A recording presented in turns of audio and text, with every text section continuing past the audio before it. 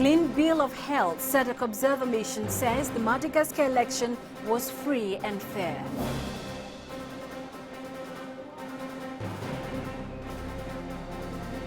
Congolese army says it has made significant advances against M23 rebels in eastern Congo.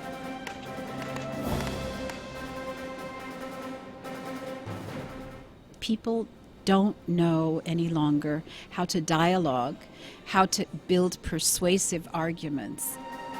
And stepping up to the challenge, Egypt's young people promoting unity through constructive debate. It is 1 p.m. in East Africa. This is Africa Live. Thank you for joining us. I am Penny Nakariba with plenty coming up, including these stories. Zambian authorities launch an ambitious program aimed at improving water supply and sanitation.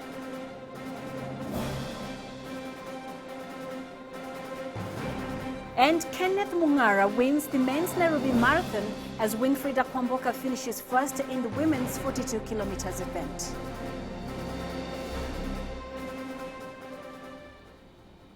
Two days after Madagascar went to the polls under the watchful eye of some 800 international observers, conclusions are being drawn on how it went. The Southern African Development Community delivered a glowing preliminary report on Sunday, praising Madagascar's efforts to hold what it deemed a free, fair and transparent poll, and said concerns around voter registration and education should be ironed out by the second round. SADC, which was present in 17 of the 22 regions before, during and after the vote, said it was not concerned by the time taken by the Independent National Election Commission to count the votes, which some say might make vote rigging a possibility. So far, only around 5% of the votes have been counted, with 1 week left to deliver the provisional result of the most expensive election in Madagascar's history.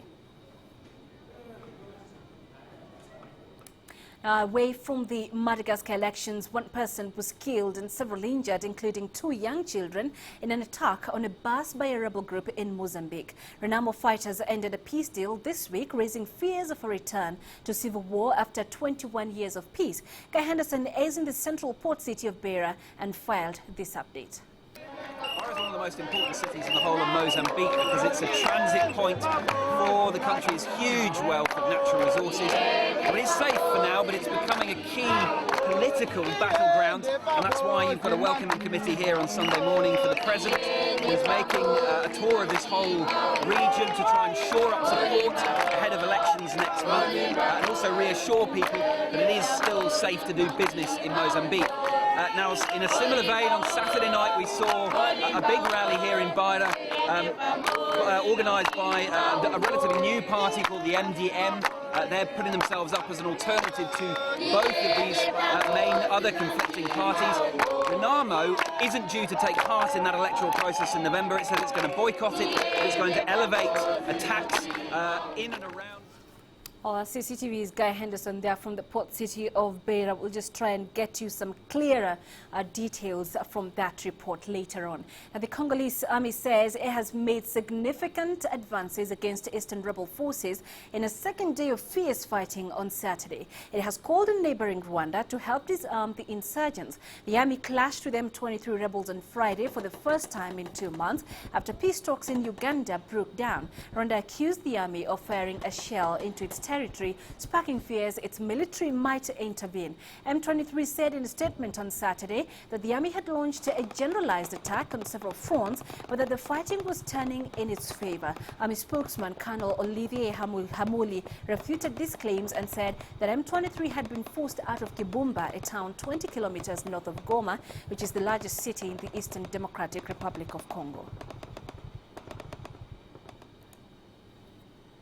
Heading north, and while the political dialogue in Egypt between the Muslim Brotherhood and the interim government has been failing, a group of university students decided to launch a national campaign to teach young Egyptians the principles of debating. Adel Mahroui tells us more.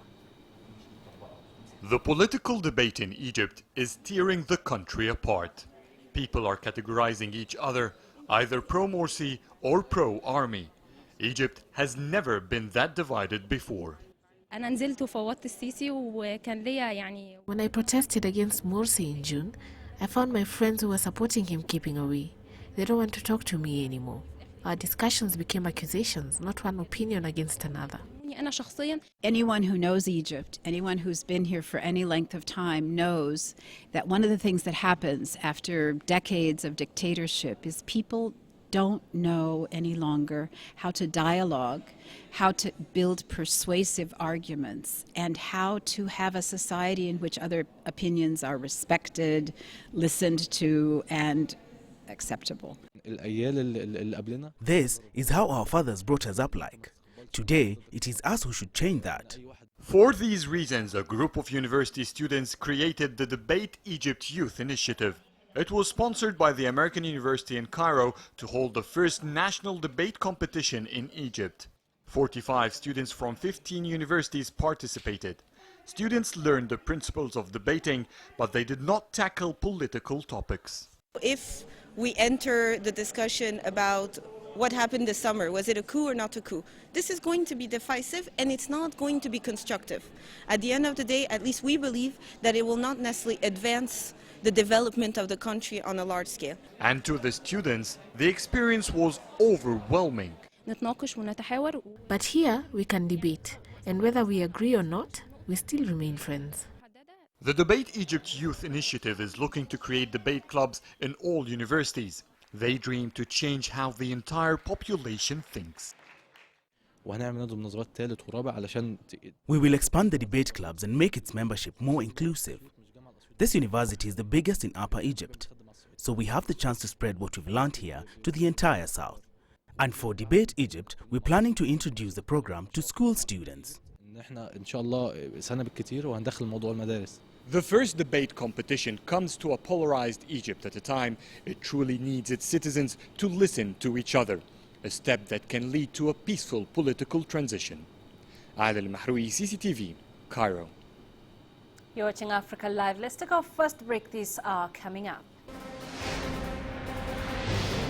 The love for beverage. Somalis take to drinking coffee blended with camel milk.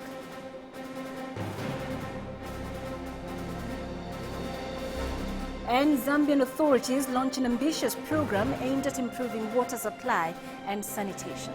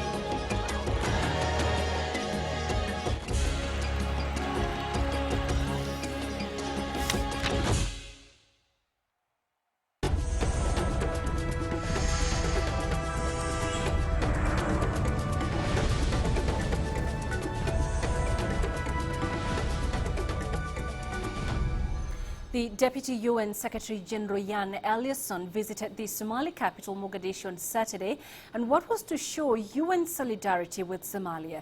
Eliasson held meetings with President Mohamud, the Prime Minister, and the Speaker of the Federal Parliament of Somalia on stabilization efforts. This is Eliasson's second visit to Somalia. He last visited Somalia as Under Secretary General for Humanitarian Affairs in September 1992. Somalia has been seen in recent years to have made progress with the support of UN and AMISOM. The AMISOM and UN forces have battled the Islamist militants, the Al-Shabaab, chasing them out of most towns, but their threat is still imminent. Nearly 2 weeks ago, the UN appealed for more military force to confront the Islamist militants. Well, let's get more details now from CCTV's Mohammed Hirmoge. He joins us from the Somali capital, Mogadishu. Mohammed, what does this visit mean for the Somali people? Well, Penina, before I dwell on to the UN Deputy Secretary General's visit to Somalia, I must say it has been a sad weekend for journalists over here. We understand yesterday on Saturday, the Somali journalist lost one of them who was earlier in the week wounded by.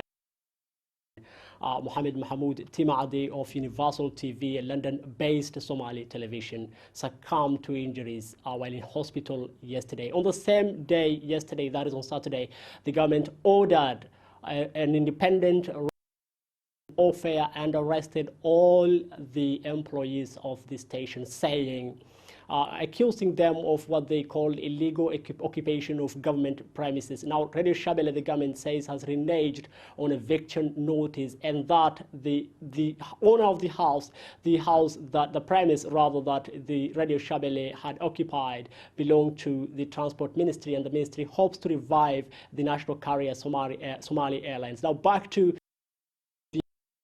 nation's Deputy Secretary General.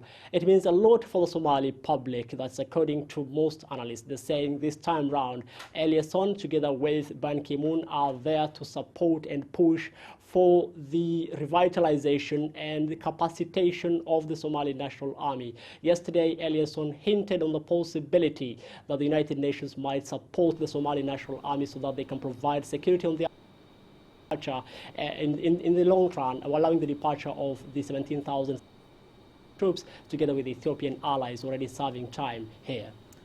All right, Mohammed Hirmoget there, joining us live from Somalia's capital, Mogadishu. Thank you very much for that update. Now, staying in Somalia, and Somalis are generally so fond of the coffee espresso, it is the afternoon must-take indulgence, beating even the Somalis' first beverage, which is black tea sweetened with sugar. Now, taking 4 to 6 cups of black tea is common with Somalis, but with coffee there is just simply no count. Somalis are more than just passionate about coffee. They are so fond of it. And they know more about it, especially when made with camel milk. If you get coffee and camel milk together, that is even better than what the Italians called coffee corretta. This is what gives you energy and enthusiasm.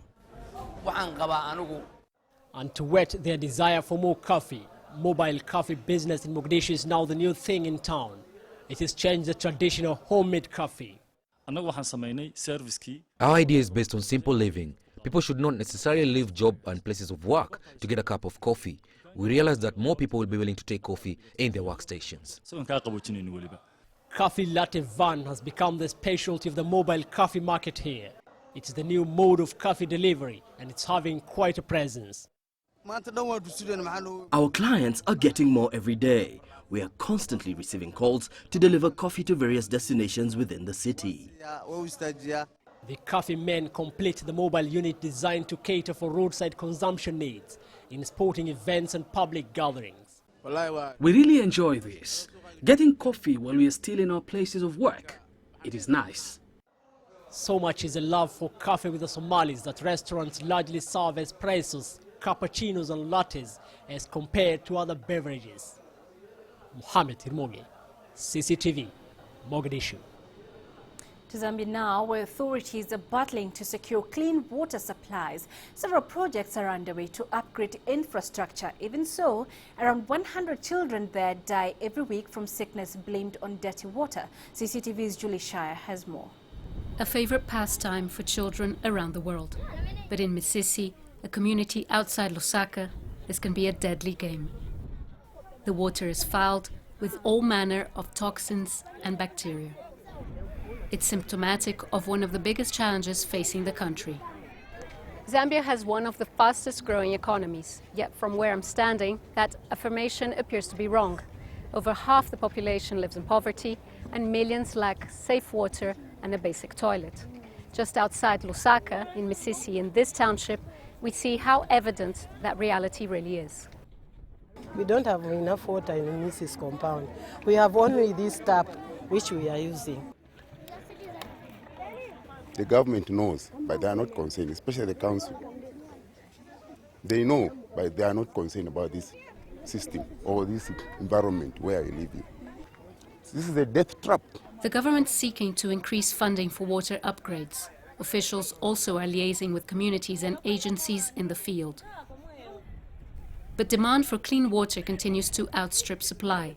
Unplanned settlements like Misisi make the job harder. All too often, Misisi's children end up in hospital. The solution to this problem is to have people have access to clean water. And from what I know, the government has embarked on a number of programs trying to help people get access to clean water.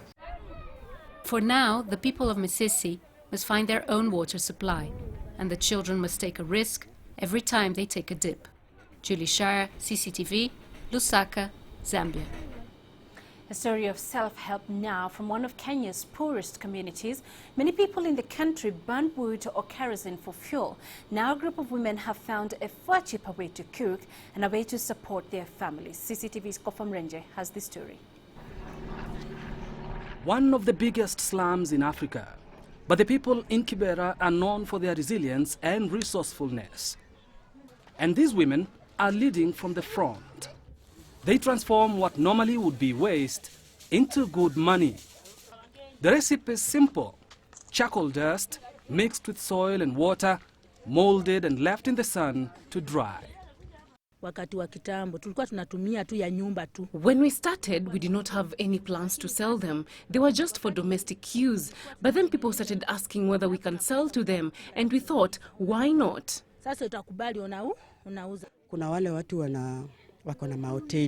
We sell mainly to hotels because they feel charcoal is much expensive. When they come here, then we know we will make good money that day. One briquette sells for around 4 American cents. And the more they sell, the more they make. If I make about 100 briquet, that means I will make about 300 shillings cash money, because mostly charcoal does not sell much here, so it depends with your strength. There are benefits for the buyers too. Research shows that to prepare a standard meal for a family of 5 using kerosene would cost about 45 Kenya shillings, which is more than $50. But to prepare the same meal using the charcoal briquettes would cost about 3 Kenya shillings, which is $0.1. Now that saves families money, which they can use on other basic commodities. The project is the brainchild of an environmental group. Scientist Mary Njenga says it could help conserve Kenyan forests. We are able to produce over 15% of fuel from the charcoal dust. An additional fuel is brought in through charcoal briquettes. And that means the trees that would have been saved to produce that 15% of fuel, according to the demand, is saved. It's a simple idea, but it works. And in Kibera, it's catching on. Kofam Renje, CCTV, Kibera, Kenya. Trade ties between China and Africa have been deepening in recent years, greatly enhancing the quality of life for many Africans living in China. CCTV's reporter Yin Yue spoke to African businessmen in Guangzhou to find out what attracted them here and why some of them have decided to stay. There's one part in Guangzhou nicknamed the Chocolate City by the locals, given to the large number of African people there. It's estimated that there are at least 10,000 African people here in the city. They came for different reasons, and now some of them can even call here home. These ladies come from Angola. I'm here for a business reason. Before I came here, bought something and left. Now I'm happy here and I've started my own shop here. Let's say it's my first time I came like last week and I'm enjoying. I can see there's a lot of stuff here in China that we can get, because before I was going to India, but I was not finding all the stuff that I was looking for. Now I came to China, I can find a lot of stuff. Nice stuff and good price. I'm interested to make some more business. I won't stop from here. I'll keep on coming to China. My purpose here is to do business. For me, the biggest competitiveness here is the price. They are acceptable and variable. We didn't chat that much as they hurried off in search for more goods and discounts. For them, China might be an ideal provider, but for someone else, the feeling could get a little bit more complicated. Prince David, a Nigerian businessman, has been staying in China for 4 years. I've been coming as a representative of my company, so I buy things here and I send back to my country. Actually, it's not easy because I'm here alone, not with my wife, but I really wanted my wife to come up together. But because I'm working hard for the future, so she has to just take it and be with me, support me. David came here for commercial reasons, but now for him, China is more than just business. Actually, I have opportunities to go to America and European countries, but I like China, one, because China is peaceful, and China is a newly opening place, economy. So I had that passion for China. I love China. I love Chinese people because they have the same tradition, just like Africa. So coming to China, I see people who are friendly, who are lovely, and they gave me a Chinese name, Wanzi. So that name treats me so much, and I have good cooperation with them. And because of that, I love staying here. During our chat, David told us that he knew lots of African people who left their families and stayed here. Besides the large variety of products available here and China's free trade environment, the well-being of their families across the ocean is also why they chose to stay. 音乐 CCTV 广州 in Guangdong Province. Let's take another break here on Africa Live, but don't go far. We'll be back with plenty more.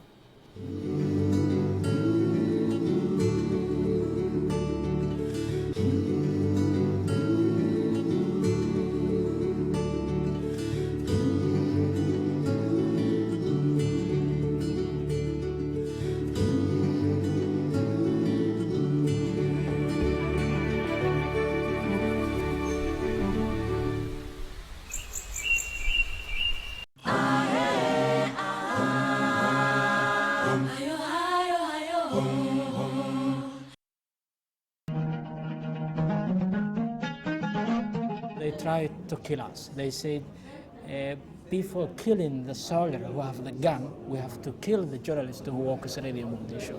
You cannot assure that the place you have gone or you have left this morning will be safe for you to return. Nobody has been so far successfully prosecuted for killing a journalist. In Somalia, not everybody can become a journalist because sometimes it's even more dangerous than to become a soldier. I chose to work as a journalist because it is my favorite job.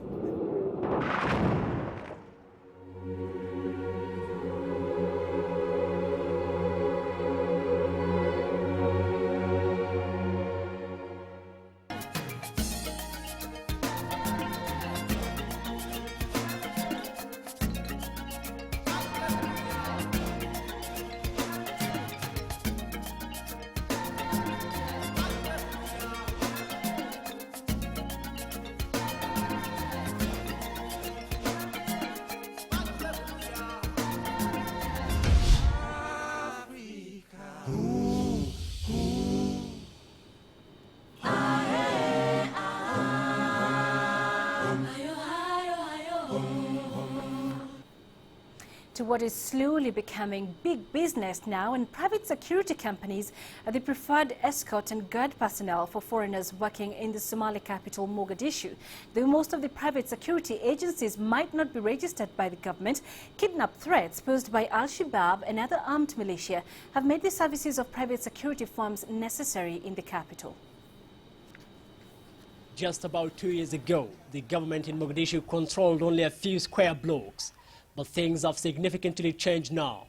Though open combat warfare has ceased, bombings and shootings are still commonplace in the city, making it nearly as dangerous. Hotels and businesses therefore hire private agencies to provide security to their clients. Kate Holt is a journalist working with Internews and often comes to Mogadishu. She says it's necessary to have private security. We have to use them because Mogadishu is obviously a very dangerous city. It's very difficult to work in. And so we use private security companies to enable us to go out and about and do our jobs. Security is, however, improving in Mogadishu, but the city is not stable yet. Arms and weaponry could be seen on the streets. Kate says the city has changed since last year. It's definitely improved since last year. Every time I come here, it seems to improve. There are obviously a lot of problems still, and one doesn't feel comfortable going out and about. Walking in the streets of Mogadishu could be dangerous for non-Somali, even with armed guards. In a country where government security might not be so reliable, most people, especially foreigners working in Somalia, prefer to hire private security agencies. The security situation has been changing. There was a time when the city was divided into clan-ruled enclaves. Now, though, there are bombings and kidnappings. There's a different threat every time. Somalia is particularly dangerous for journalists, both local and foreign. Mohamed Irmoge, CCTV, Mogadishu. And just to bring you up to speed before we wrap up, on the Nairobi Stanchart Marathon, Kenya's Kenneth Mungara and Winfrida Kwamboka are the 2013 Nairobi Standard Chartered Marathon. The two take home over $18,000 each, but not everybody was in it for the money. We'll be bringing you the details of that at 1700 GMT. Let's leave it there for now. Thanks for watching Africa Live. Remember, you can stay in touch with us. Our Twitter handle is at CCTV News Africa, and visit our Facebook page, CCTV Africa. I'm Penina Karibe. Thanks for watching.